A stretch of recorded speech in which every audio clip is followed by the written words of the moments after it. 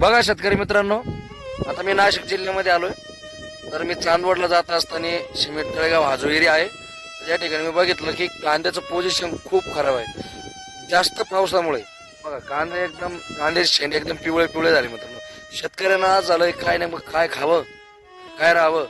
निसर्गाने पण इतका पाऊस झाला की इतकं शेतकऱ्याचं नुकसान झालं.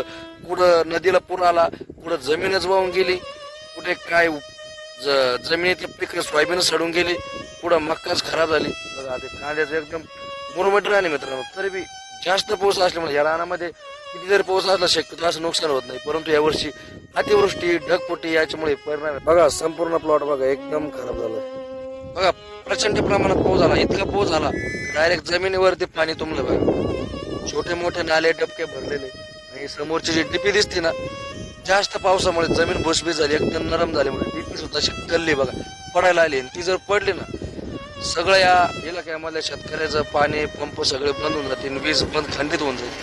इतकं खूप मोठ्या प्रमाणावर नुकसान शेतकऱ्याचं आहे मित्रांनो.